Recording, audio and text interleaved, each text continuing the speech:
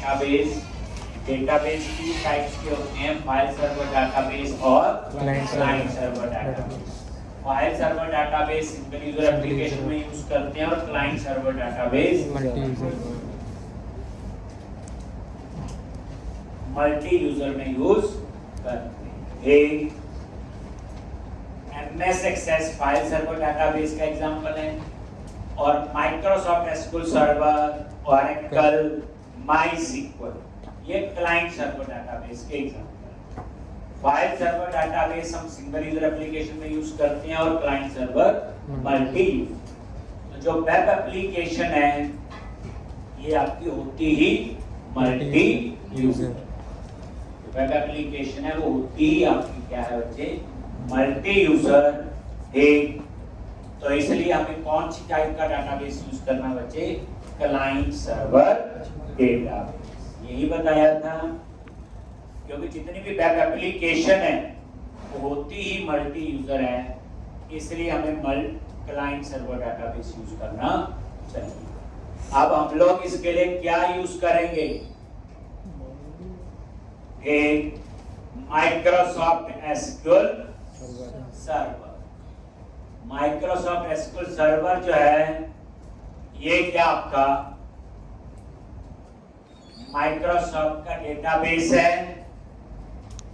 Microsoft SQL server, जो compatibility .NET के साथ इसकी है, बाकी किसी की नहीं।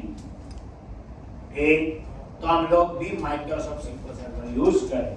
फिर बताया था जब माइक्रोसॉफ्ट सीक्वल सर्वर जैसा डाटाबेस यूज करते हो तो उसमें कौन सी फाइल बनती है, तो .mdf और .ldf, ये दो फाइल अपने आप बनेगी, एक प्राइमरी फाइल और एक लॉग फाइल। ये एक, लेकिन जब प्राइमरी फाइल का साइज एक्सीड होगा तो कौन सी बनती है, secondary file. Secondary file user defined होती है और मल्टीपल हो सकती है। इसी तरह से ये क्या आपका मोबाइल डेटाबेस, अगर मोबाइल के लिए यूज करना हो तो माइक्रोसॉफ्ट सीक्वल सर्वर में ये प्रोविजन है एक कि इसमें SCF एक्सटेंशन से फाइल बनती है।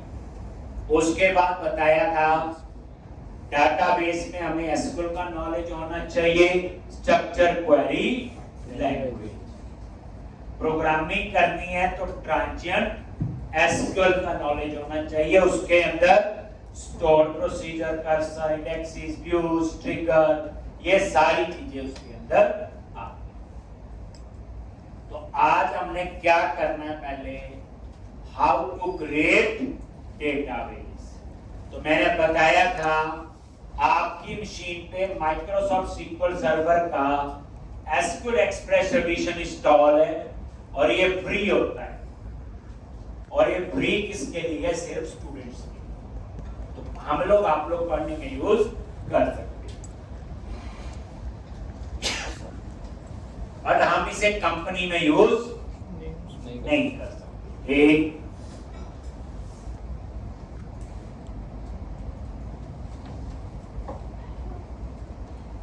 तो सबसे पहले तो लास्ट टाइम बताया था कि जो हम ASP.NET में एप्लीकेशन बनाएंगे वो अलग सर्वर पे रन होगी, उसको बोलते हैं एप्लीकेशन सर्वर, और डाटाबेस आपका अलग सर्वर पे होगा, उसको बोलते हैं डेटाबेस सर्वर।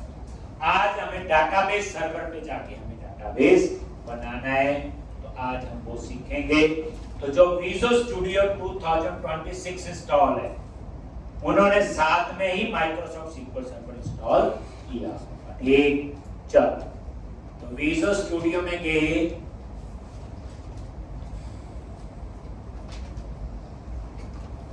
और यहां पे न्यू प्रोजेक्ट नहीं करना, ये लास्ट में ऑप्शन है कंटिन्यू विदाउट कोड।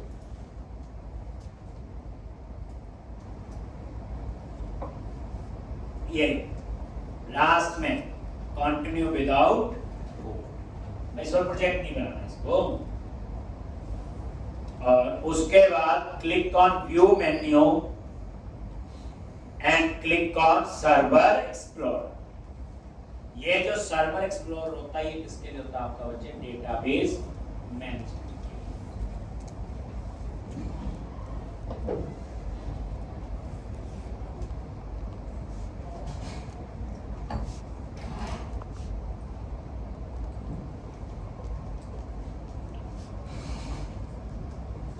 एक अब यहाँ पे ये सर्वर एक्सप्लोर कहां से आया बच्चे? एक बार दोबारा click on view and click on server explore. कोई पूछे सर्वर एक्सप्लोर किसके लिए होता? तो टू मैनेज डेटाबेस, डेटाबेस की मैनेजमेंट। जैसे तो जब आप इसमें आए सबसे पहले आपने सर्वर्स पे जाना और ये नीचे आपके डेटाबेस सर्वर का नेम,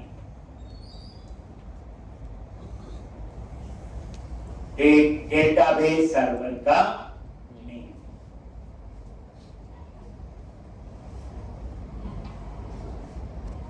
इसका नेम है आपका डेटाबेस सर्वर।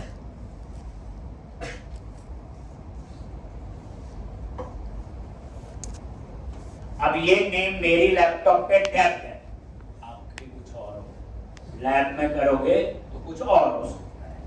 ये डेटाबेस सर्वर का नाम है, तो यहाँ पे जो डेटाबेस सर्वर का नाम है मेरी मशीन पे टैब है। ठीक, स्मॉल कैप्स की कोई टेंशन नहीं होती। Slash SQL express, slash SQL express जो है ये इसका इंस्टांस नेम। हमारे लैपटॉप पे सिक्वल सर्वर का एसक्यूएल एक्सप्रेस एडिशन इंस्टॉल है ना, ये उसके लिए। एक सर्वर पे कई इंस्टांस हो सकते हैं, जैसे मान लो उसमें सिक्वल सर्वर का एसक्यूएल एक्सप्रेस भी है, डबल परमिशन भी है, एक स्टैंडर्ड एडिशन भी है। तो हम डिफरेंशिएट कैसे करेंगे? तो सिर्फ सर्वर का नेम तो सेम होगा उसका, जैसे इस मशीन का नाम है डेप, ये जो डेप है बेसिकली एक कंप्यूटर का नाम है। स्लैश इंस्टांस नेम, मान लो मेरे लैपटॉप पे सिक्वल सर्वर का एक और वर्जन इंस्टॉल है तो उसका इंस्टांस नेम अलग होगा, जैसे CS, ये हम इंस्टॉलेशन टाइम में दे सकते हैं, ये कोई डुप्लीकेट नहीं हो सकता। मान लो मेरे मशीन पे सिक्वल सर्वर कोई और वर्जन भी इंस्टॉल है तो उसका इंस्टांस नेम अलग होगा, लेकिन सर्वर का नाम सेम। एक मतलब इस एक सर्वर पे 15 सिक्वल सर्वर है तो 15 इंस्टांस उसके अलग। अब कौन सा इंस्टांस करना है यूज, वो उस पे मेरी तो अभी हम यूज करेंगे ये वाला dep slash SQL express, dep slash SQL express.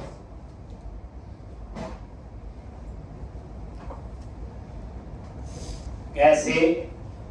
ये देखो,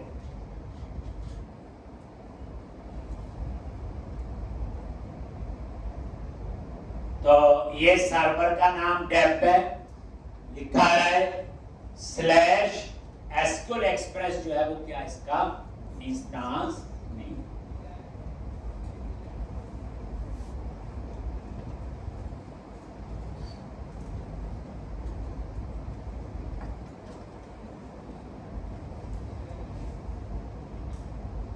डेटा कनेक्शन,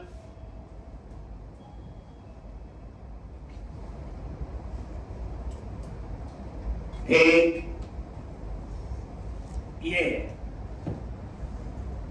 तो डेटा कनेक्शन पे राइट क्लिक करो, create a new SQL server database. तो एक हम डेटाबेस ऐसे बनाते हैं, create a new SQL server database. Data connection पे राइट क्लिक किया, create a new SQL server database और dep slash SQL express.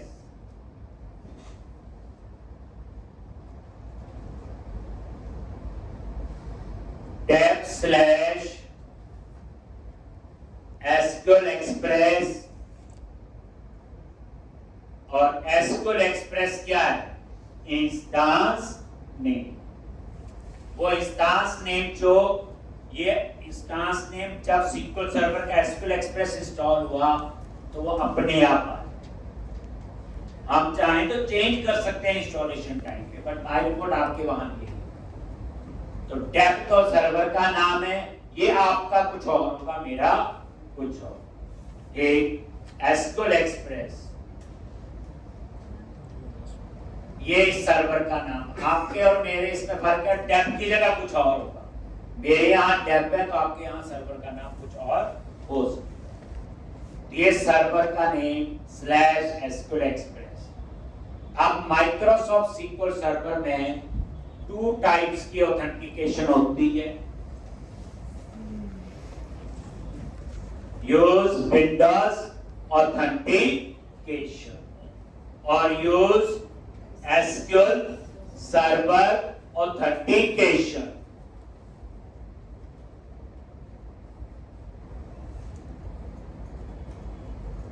Use Windows authentication, use SQL server authentication.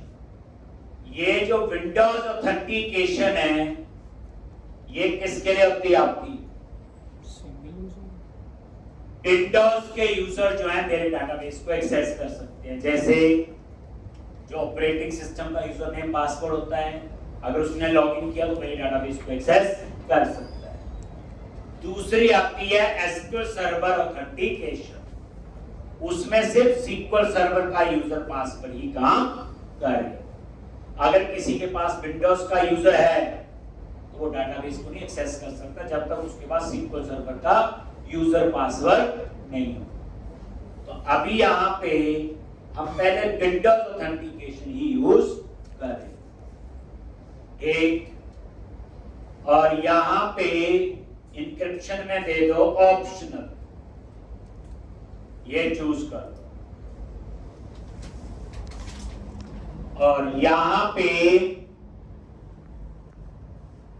New database name, तो मैंने दे दिया DB underscore employ का बनाना है, तो ऐसे दे दिया DB अंडरस्कोर एम्प्लॉय अंडरस्कोर 1032। ये डाटाबेस का नाम है, कुछ भी रख सकते हो। मैंने रख दिया DB underscore employ underscore 1032। Then okay पे क्लिक किया तो ये डाटाबेस बन जाएगा। इसकी 2 फाइल बनी होगी, कौन कौन सी?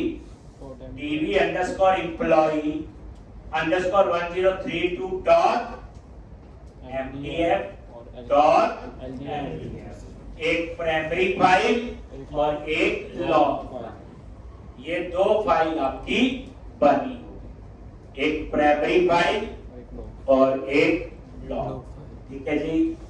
अब ये देखो, डेटा कनेक्शन पे गए और यहां नजर मारो, ये आपका डेटाबेस ठीक, ये तो ये डाटाबेस बन गया DB अंडरस्कोर एम्प्लॉय अंडरस्कोर 1032। और डॉट DBO जो है, ये क्या होता है आपका? Database honour. डॉट DBO क्या होता है आपका? Database owner. याद रखना ये यूजर होता है, एक्सटेंशन नहीं है। डॉट DBO जो लास्ट में लिखा आ रहा है वो क्या है? Database owner. मतलब ये एक्सटेंशन नहीं है, क्या है? ये यूजर है, DB डाटाबेस ऑनर। तो आपका ये डाटाबेस बन। अब ये डाटाबेस कहां बना होगा, ये डिपेंड करता है जब SQL सर्वर इंस्टॉल हुआ है उस समय डेटा डिक्शनरी का पाथ कहां दिया है। D ड्राइव में भी हो सकता है, E में भी हो सकता है, C में भी हो सकता है। कई बार तो हम ये काम करते हैं कि जो एमडीएफ फाइल है वो डी ड्राइव में और एलडीएफ फाइल ई ड्राइव में। फायदा ये है कल को डी ड्राइव प्राप्त हो गई पूरी तो ई से एक्सेस हो सकता है। तो ये डिपेंड करता है इंस्टॉलेशन टाइम पे कहां पे। नहीं तो आप सिंपल सर्च कर सकते हो स्टार और एमडीएफ, जहां सारी एमडीएफ होगी वही आपकी बन। अब हमने बनाने हैं टेबल्स। तो जब भी हम डाटाबेस बनाते हैं इंफॉर्मेशन को डिफरेंशिएट करने के लिए क्या बनाते हो? टेबल्स। जैसे स्टूडेंट की इंफॉर्मेशन अलग होगी, एम्प्लॉय की इंफॉर्मेशन अलग होगी, एक डिपार्टमेंट की अलग होगी, डेजिग्नेशन की अलग होगी। तो अब हम सीखेंगे हाउ टू क्रिएट टेबल। ये नीचे ऑप्शन देखो, टेबल बनाना है, स्टोर भी बनाना है, फंक्शन बनाना है। देखो ऑप्शन आ रही है, हमने बनाना है अभी टेबल। तो टेबल्स पे राइट क्लिक किया, ऐड न्यू टेबल। ये डाटाबेस हम कोडिंग से भी बना सकते हैं जो एक्चुअल में आजकल यूज होता है। अगर आप वही करेंगे, जब एमपीसी में काम करेंगे तो ये डाटाबेस कोडिंग से बनाएंगे, उसके बेनिफिट आपको बताऊंगा। Add new table.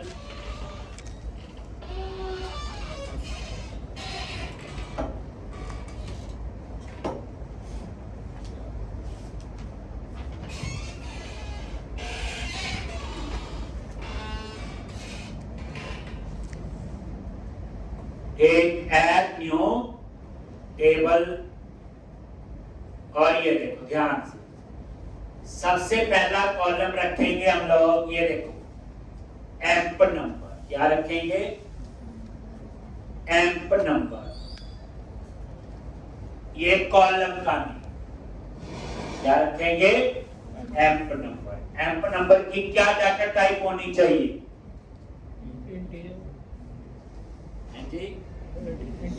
कौन सा इंटीजर? डाटा टाइप का नॉलेज। हाँ, मैंने बोला मेरे पास कल को 2 लाख एम्प्लॉय हो सकते हैं, तो मेरा एम्प नंबर कितना होगा? एम्प नंबर 2 लाख तक जा सकते हैं। तो क्या डाटा टाइप लोगे? लेंगे तो इंटीजर ही, और कौन सा इंटीजर लें जिसमें 2 लाख तक वैल्यू आ जाए?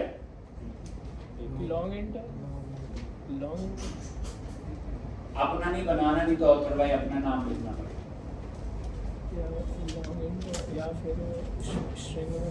तो बच्चे आपको पता होना चाहिए माइक्रोसॉफ्ट सीक्वल सर्वर में कौन कौन से इंटीजर होते। याद रखना डाटाबेस में मेजर 3 डाटा टाइप होती हैं, न्यूमेरिक, स्ट्रिंग और डेट टाइप। ये होती है 90% इन्हीं डाटा टाइप का काम आता है।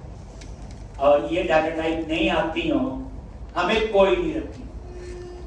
वो देखो जब डाटाबेस नहीं बना पाए, डिजाइन कर पाए, टेबल नहीं, डाटा टाइप नहीं पता, तो बाकी कोर्स का तो कोई फायदा ही नहीं।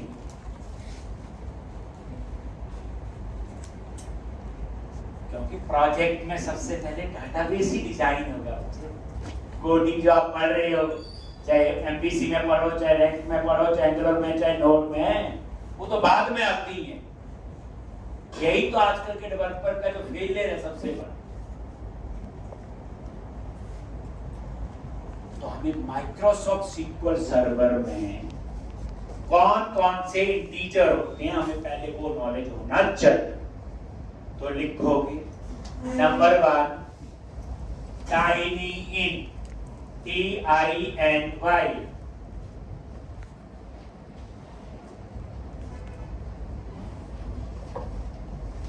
टाइनी इन, TINY। टाइनी इन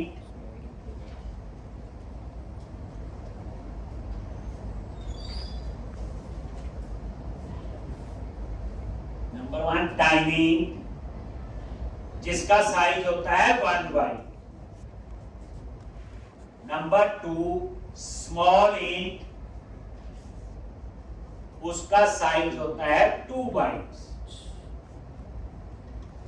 नंबर 3 इंट, उसका साइज होता है आपका 4 bytes.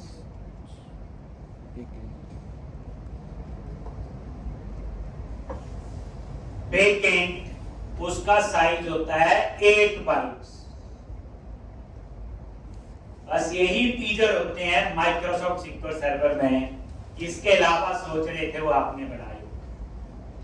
Tiny, TINY, tiny size 1 byte, small int type size 2 bytes, int 4 bytes, big int 8 bytes. आप बोलो नहीं हमने तो माइक्रो सिक्योर पढ़ा, हमने माई सिक्योर पढ़ा है, उसी के बता दो। उसमें भी ये चारों होती हैं। उसमें एक और होता है मीडियम इंट 3 बाइट्स, बाकी चारों यही होती है। तो हर डाटा बेस को सीखने का तरीका तो सेम ही होगा ना। एक तो आप बताओ मैं कौन सा इंटीजर लूं जिसमें मेरी 2 लाख तक वैल्यू आ जाए, क्योंकि एम्पल नंबर 2 लाख हो सकते हैं। कौन से लेंगे? ले लो भाई, इंट बड़ा है, इससे बड़ा तो है भी नहीं। सिंपल है, बोलो है ना। बच्चे जो बिग इंट है दैट इज 8 बाइट्स, और आपका काम होने वाला है इंट से 4 बाइट्स से। मान लो आप कितने बाइट्स एक्स्ट्रा ले रहे हो? 4 बाइट्स। अगर टेबल में 2 लाख रिकॉर्ड हुए, 4 बाइट से मल्टीप्लाई करो, कितने bytes extra? 8 lakh bytes extra होंगे। जब हम इस एप्लीकेशन को सर्वर पे रखेंगे तो डाटाबेस वाले हमसे पैसे मांगेंगे। पैसे लगते हैं, जितना डाटाबेस का साइज इंक्रीज होगा। अब क्लाइंट बोलेगा डाटा में कुछ डाल नहीं रहा, सर्वर वाले पैसे मांगी जा रहे हैं। तो क्या पता डेवलपर ने कितनी अच्छी अच्छी डाटा टाइप की, और जिस बेचारे डेवलपर को टीजर नहीं पता होगा तो बाकी भी नहीं पता होगी, उसने और जगह पे हेरा फेरी की हो। एक जैसे टाइनी, TINY, टाइनी का साइज होता है 1 बाइट, उसकी कैपेसिटी होती 1 से लेके 255।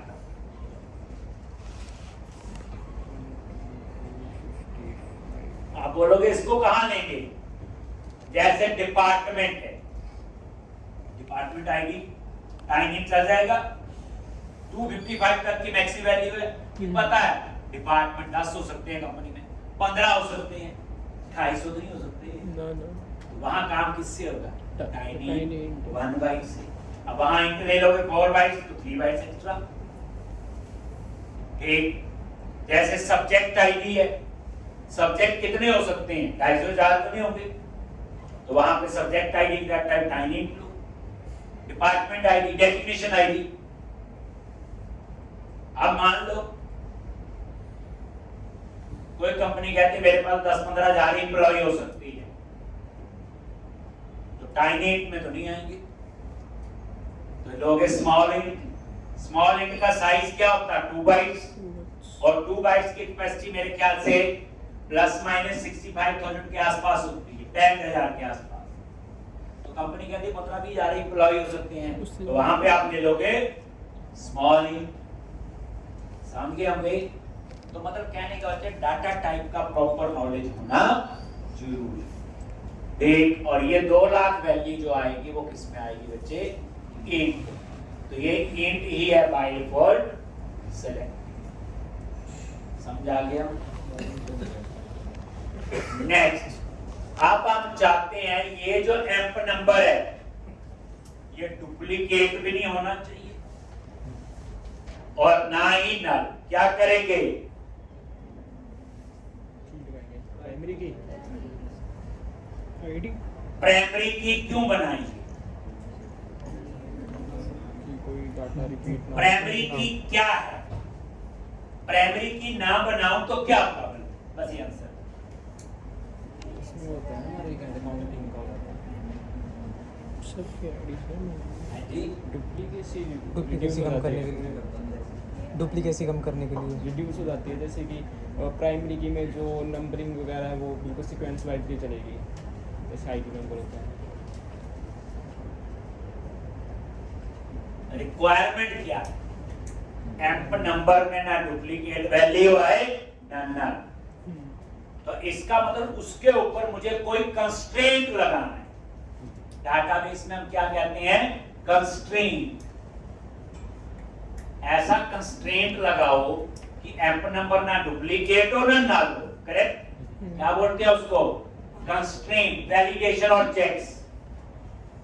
यहां पे एम्प नंबर है तो उसके ऊपर कोई कंस्ट्रेंट अप्लाई करना।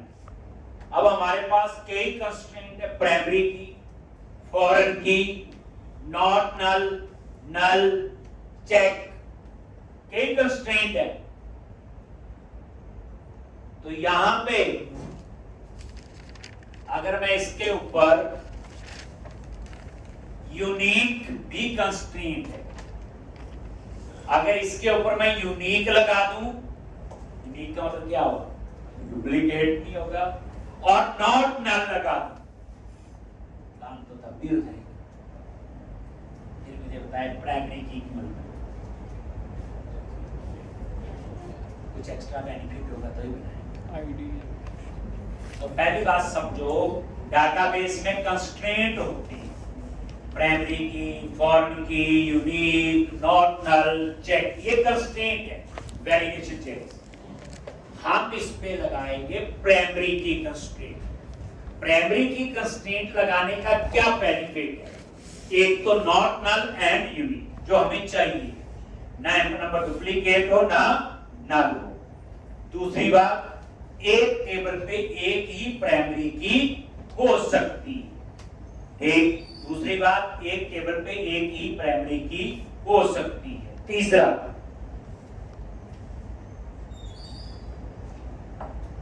जब प्राइमरी की उस पे बनाएंगे तो उसका फायदा एक और है, उस पे ना इंडेक्स अप्लाई हो जाता है। क्या अप्लाई हो जाता है? इंडेक्स। इंडेक्स किसके लिए होते हैं?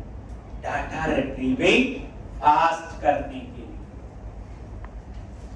मार्केट से मोटी सी बुक खरीदो, पहला क्या है? Index page. अब इंडेक्स पेज का क्या फायदा होता? ये चैप्टर, ये पेज नंबर सीधा जंप कर सकते हो कि नहीं? तो प्राइमरी की जब बनाते हैं बच्चे तो उस कॉलम पे इंडेक्स भी अप्लाई होते हैं, इंडेक्स डाटा रिट्रीविंग फास्ट करने के लिए। अब आप मोटी सी बुक खरीदो, इंडेक्स पेज बढ़ाओ, ढूंढने में टाइम लगता नहीं लगता? तो इसलिए हम इसे प्राइमरी की बनाए।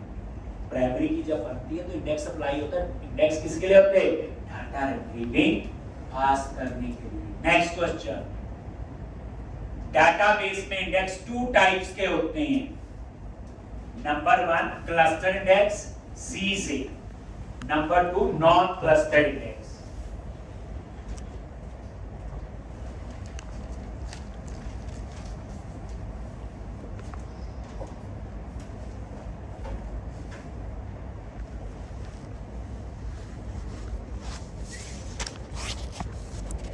एक number 1 cluster index, number 2 non cluster index. जब प्राइमरी की बनती है तो उसमें क्लस्टर इंडेक्स होता है, और जो क्लस्टर इंडेक्स है वो भी एक टेबल पे एक होता है, और प्राइमरी की भी एक टेबल पे एक होती है। समझा गया? यानी प्राइमरी की जब बनती है तो उसमें इंडेक्स अप्लाई होता है। कौन सा इंडेक्स?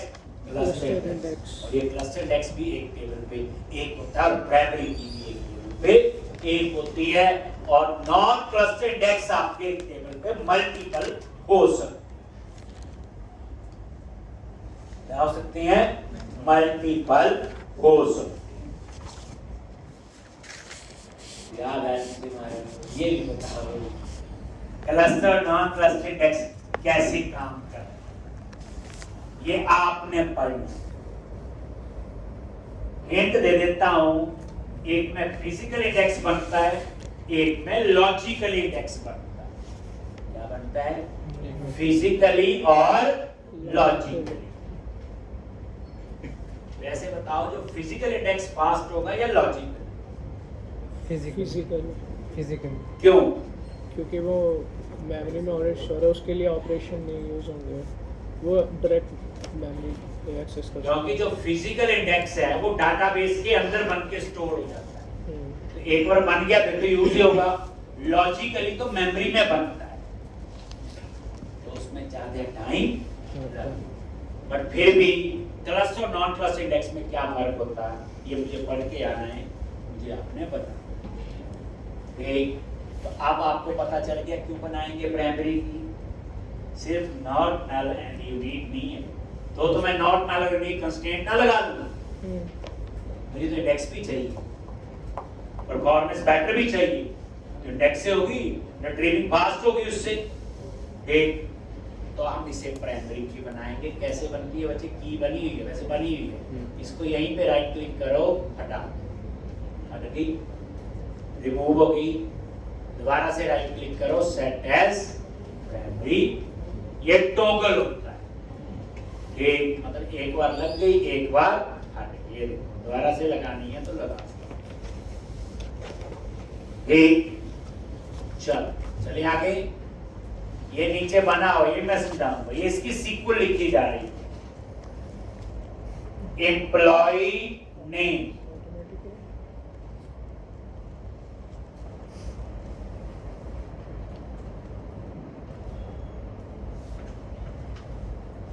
तो एम्प्लॉय नेम की जो डाटा टाइप है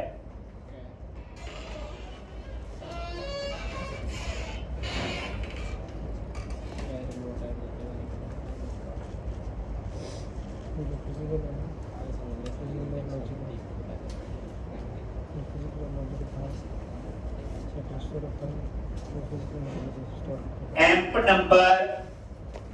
अब दूसरा कॉलम है एम्प्लॉय नेम। बताओ एम्प्लॉय नेम की क्या डाटा टाइप है? स्ट्रिंग तो कोई आ गया, स्ट्रिंग जी, माइक्रोसॉफ्ट सीक्वल सर्वर में स्ट्रिंग डेटा को स्टोर करने के लिए क्या यूज करते हैं?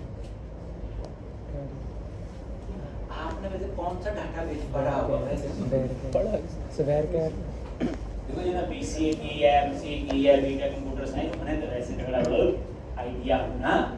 चलिए बच्चे कौन रखेगा? आपसे मैं डाटाबेस डिस्कस कर रहा हूँ कल और आज, थोड़ा सा और करूँगा।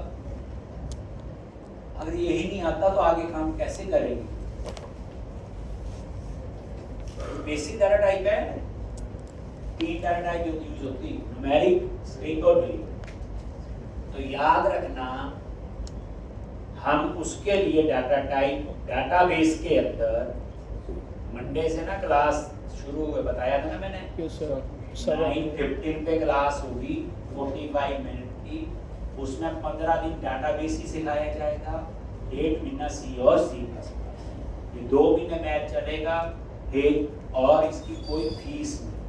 अब लगानी तो आपको पड़ेगी, क्योंकि मैं हर चीज क्लास में उतनी नहीं बता सकते, हमारा अपना सिलेबस और पढ़ना, वो भी बड़ा कुछ। देखो, एक डाटा टाइप आपने सुनी होगी कभी, वैर है। स्ट्रिंग डेटा को स्टोर करने के लिए माइक्रोसॉफ्ट सीक्वल सर्वर में क्या डाटा टाइप होती है? वैर है। जब हम कहते हैं बच्चे स्ट्रिंग डेटा, तो इसका मतलब ये नहीं A to Z, उसमें 1 2 भी आता है, डबल कोट्स में लिख दो। जैसे एड्रेस है, एड्रेस में हाउस नंबर भी आएगा, तो जो डबल कोट्स में लिख सकते हो वो सारा ही स्ट्रिंग होगा, पहली बात। तो स्ट्रिंग डेटा के लिए कौन सी डाटा टाइप होती है? इसमें वैर है ना। अब मेरा क्वेश्चन इसी पे आ गया। मान लो मेरा एक कॉलम है कमेंट या मैसेज। अब वो कमेंट जो है 12-15 हजार लाइन का हो सकता है, या 12-15 हजार कैरेक्टर का हो सकता है, 10,000 से ऊपर, मान लो 10-12 हजार कैरेक्टर का हो सकता है। तो क्या डाटा टाइप लेंगे? पता होना चाहिए var की मैक्सिमम कैपेसिटी कितनी होती है?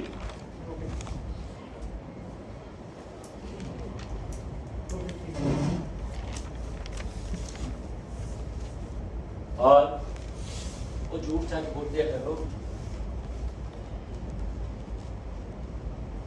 इंटरव्यू देना बोलना ही पड़ेगा वहां।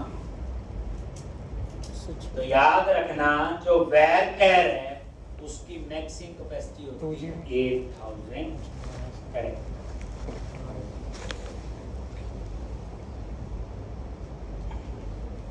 क्या होगी? 8000। करेक्ट।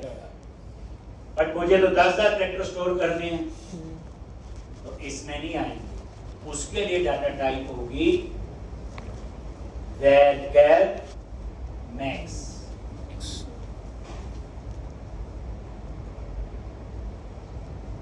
उसके लिए डाटा टाइप होगी var max।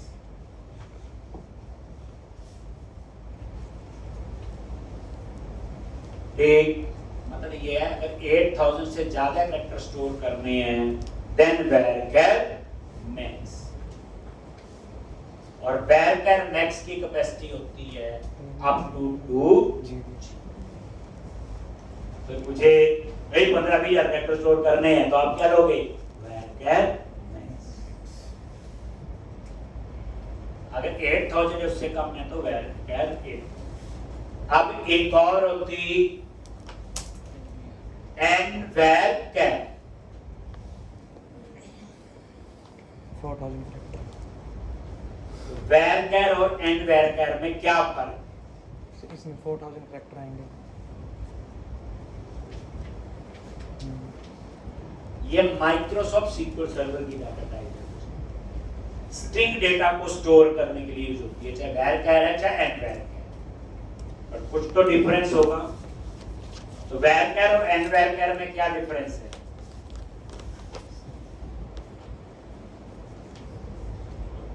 अगर मैं सिंपल बोलूं, एक स्ट्रिंग स्टोर करना है मल्टी लैंग्वेज में। एक स्ट्रिंग स्टोर करना है कैसे? मल्टी लैंग्वेज में। जैसे हम कोई फॉर्म नहीं भरते कई बार, तो नेम है वो इंग्लिश में भी लिखना है, वो फ्रेंच में भी लिखना है, वो जर्मन में भी लिखना है। कौन सी डाटा टाइप यूज करते हैं? nvar। ये मैं सिंपल भाषा में समझाया कि जैसे मल्टी लैंग्वेज में अगर आपने स्ट्रिंग स्टोर करना है तो क्या लोगे? nvar। तो अब हम टेक्निकली समझते हैं, समझा गया? कई बार होगा, ये होता ही है आजकल तो इंग्लिश फ्रेंच हिंदी पंजाबी होता है अलग अलग। तो सीक्वल सर्वर में इसके अंदर आप मल्टी लैंग्वेज में डाटा स्टोर कर सकते हो। तो लेमैन की तरह। अब टेक्निकली क्या है? var और nvar में क्या डिफरेंस है? ध्यान से, जो var है that store only non Unicode values. var stores only non-Unicode values। nvar जो है वो सिर्फ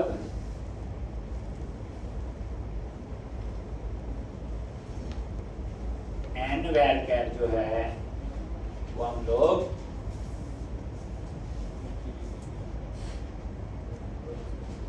जो var है to store the non-Unicode values and nvar to store the Unicode values। अब ये Unicode क्या होते हैं? अब ये Unicode जब नए नए कंप्यूटर सीखते थे तब पढ़ाए जाते हैं, बाइनरी, Unicode, ASCII, सुने हो ये वही है। तो ये आपका Unicode। अब क्वेश्चन है, देखो जो यूनिकोड होते हैं बच्चे वो ASCII से ऊपर और जिसमें हम और लैंग्वेज के कोड स्टोर कर सकते हैं। तो nvar जो है वो यूनिकोड को सपोर्ट करता है और var नॉन यूनिकोड सिर्फ ASCII तक ही सपोर्ट करता, आप ऐसे समझ सकते हैं। यूनिकोड वैल्यूज को सपोर्ट नहीं करता। यूनिकोड में आपके और लैंग्वेज के कोड, फ्रेंच, जर्मन, बहुत सारे हैं।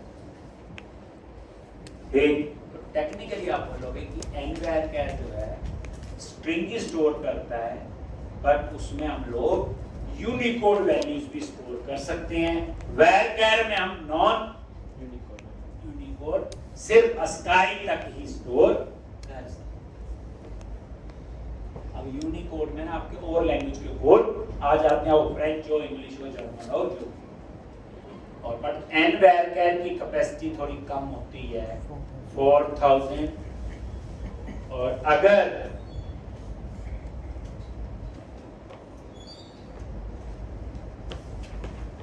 मैक्स है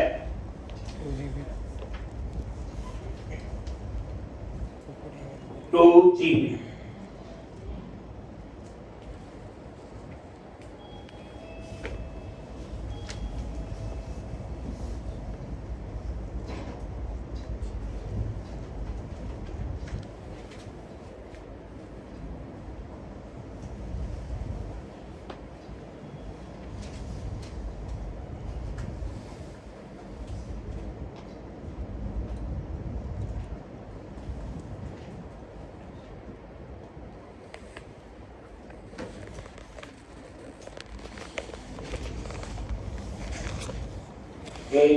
एनवायरचर जो है, अगर आपको 4000 से ज्यादा स्टोर करने हैं तो एनवायरचर, और मैक्स लगाओ तो 2 GB।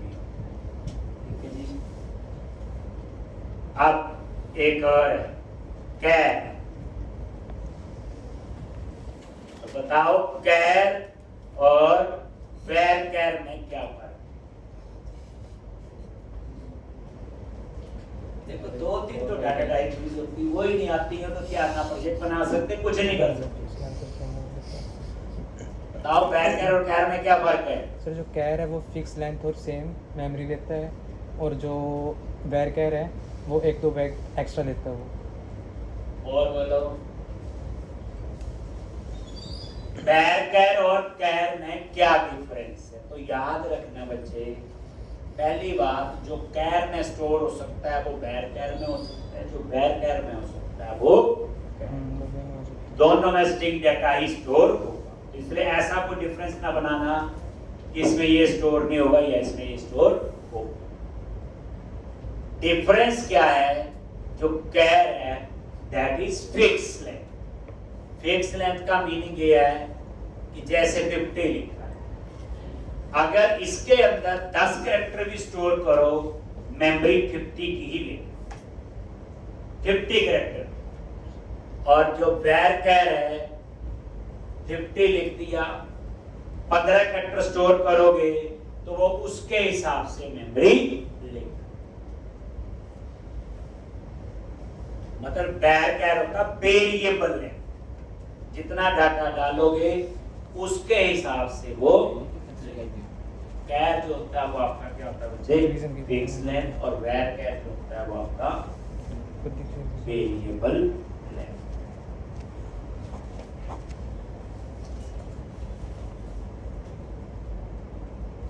कैर फिक्स लेंथ और वैरचर वेरिएबल। ठीक, मतलब ये है इसने 50 कैरेक्टर जितनी मेमोरी लेनी है कैर, चाहे 2 कैरेक्टर स्टोर करो, चाहे 40 करो, चाहे 50। वैरचर में मेमोरी उतनी लेगा जितना डेटा आप लोग डालो। अब एक क्वेश्चन है, अगर 50 से ज्यादा कैरेक्टर डालूंगा तो क्या होगा?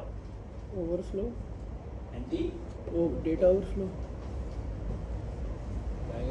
अगर मैं 50 से ज्यादा डाटा डालता हूं तो क्या होगा?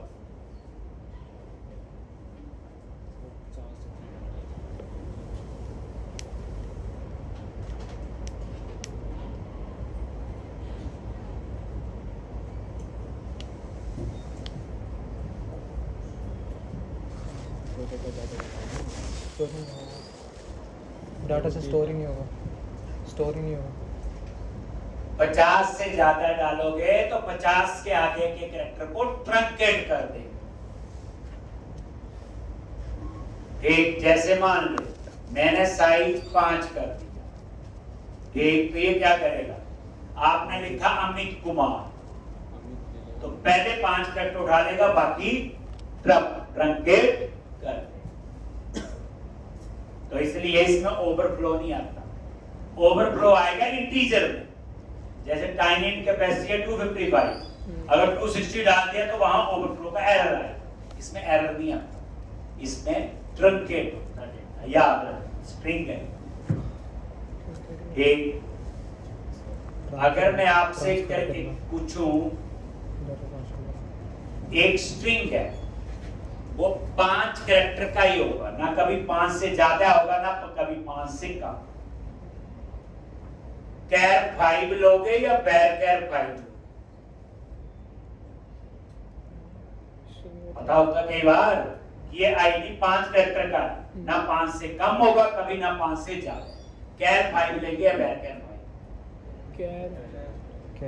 कैर 5 लेंगे। तो इतना बता दो, बैर कैर 5 लेंगे तो क्या प्रॉब्लम आएगी? कॉम्प्लेक्स हम तो उससे भी हो जाएगा। चीजें कॉम्प्लेक्स क्यों करनी है? कॉम्प्लेक्स क्यों करना है? क्या करना है? 2 + 2 वर्ड्स कर देगा ना। क्वेश्चन समझ आ गया? मैं भी कैर 5 बस इतना बता दो, बैर कैर 5 लेंगे तो क्या प्रॉब्लम आएगी? इसे कहते हैं रिवर्स इंजीनियरिंग। बताओ सर वेयर क्या ज्यादा प्रोसेसिंग यूज करता हूँ क्या? सर 2 + 2 वर्ड्स हो जाएंगे। तो याद रखना, 2 + 2 कैर 5 ही लूंगा, वैर कैर 5 लेते हैं +1 या फिर 2 बाइट्स वो एक्स्ट्रा लेता है जितना डाटा आप लोग डालते हैं। इसलिए हम डालेंगे कैर 5, डालेंगे कैर 5। जैसे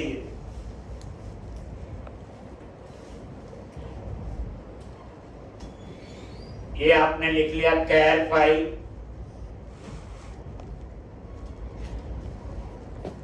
वैर कैर 5। अब मान लो ए भी लिखा है, तो ये मेमोरी कितनी लेगा? 5, 2 कैरेक्टर डालो, जल्दी। ये कितनी लेगा? 2 तो इसकी लेगा, प्लस 1 बाइट एक्स्ट्रा लेगा। ठीक यही होगा। अगर मैं इसकी कैपेसिटी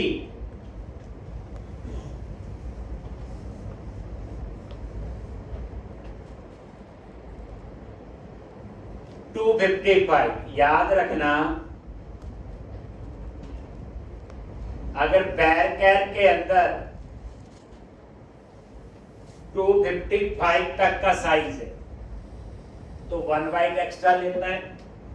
अगर बैर कैर का साइज 255 से ज्यादा है, ठीक, तो ये एक्स्ट्रा क्या लेगा? 2 बाइट्स ना, 1 और 2 बाइट्स एक्स्ट्रा लेता है। अगर बैर कैर का साइज 255 से नीचे है तो 1 बाइट लेगा, और 255 से ऊपर है तो 2 बाइट्स।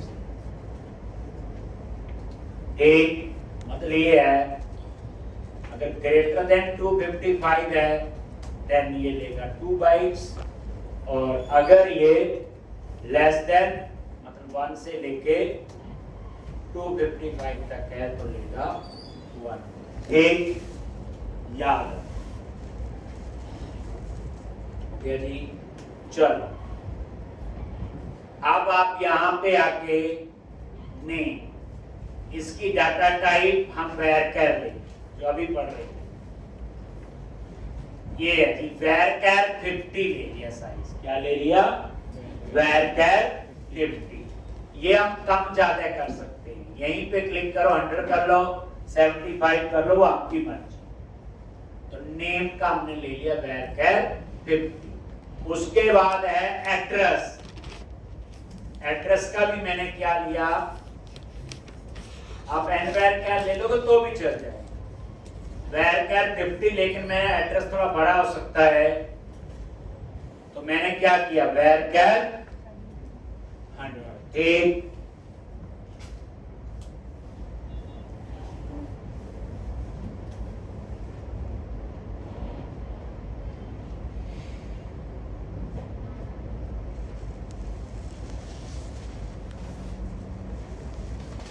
एक वेर कैर 100, तो इसका एड्रेस है साइज वेर कैर 100 का एड्रेस थोड़ा बड़ा हो सकता है, एक लार्ज। और उसके बाद सैलरी ई सैलरी, और उसकी डाटा टाइप ले ली मैंने, सैलरी की अभी मैं ले रहा हूं इंटीजर।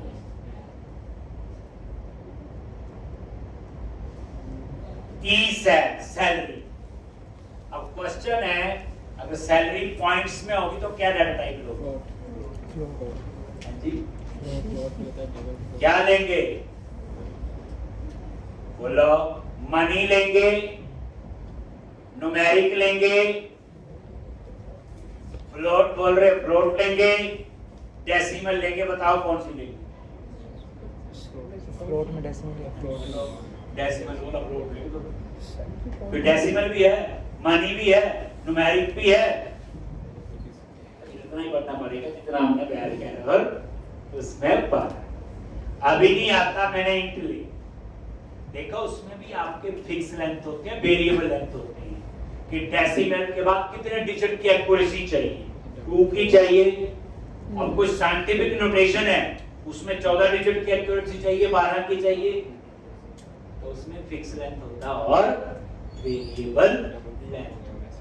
तो जब आगे जरूरत होगी तब पढ़ेंगे, अभी सिर्फ सैलरी तक मैंने ले लिया, और डाटा टाइप उसकी इंट। अब यहां पे एक क्वेश्चन है कि माइक्रोसॉफ्ट सीक्वल सर्वर में एक टेबल में हम मैक्सिमम कितने कॉलम ले सकते हैं?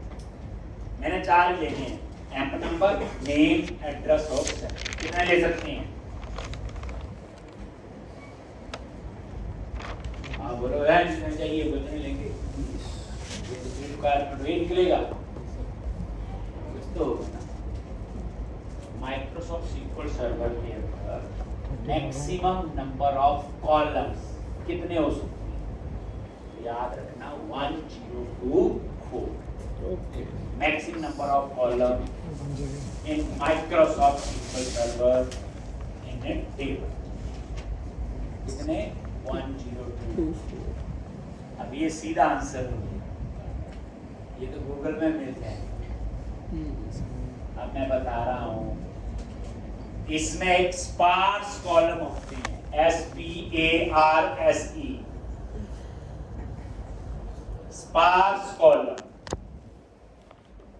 SPARSE। एक टेबल में माइक्रोसॉफ्ट सीक्वल सर्वर में स्पार्स कॉलम 30,000 हो सकते हैं, 30,000। अब आपका आंसर होना चाहिए कि एक टेबल में नॉन स्पार्स कॉलम 1024 हो सकते हैं, और स्पार्स कॉलम कितने हो सकते हैं? 30,000।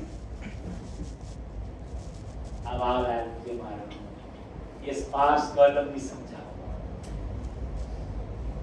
माइक्रोसॉफ्ट सीक्वल सर्वर के अंदर एक टेबल में नॉन स्पार्स कॉलम 1024 हो सकते हैं, आपने ये आंसर देखा, और स्पार्स कॉलम कितने हो सकते हैं? 30,000।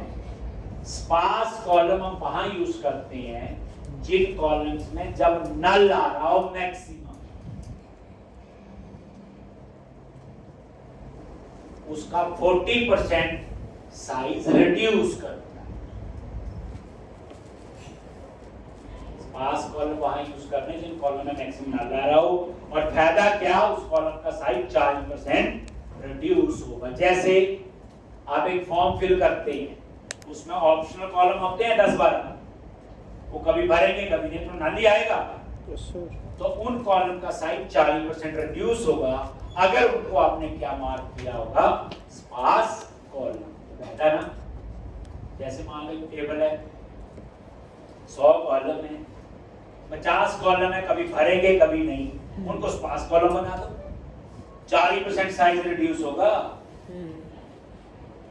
एक तो मतलब कहने का स्पार्स कॉलम जो है जिन कॉलम में मैक्सिमम नल आ रहा हो वहां पे हम उसको यूज करते हैं। और स्पार्स कॉलम एक टेबल में 30,000 हो सकते हैं और नॉन स्पार्स 0.02।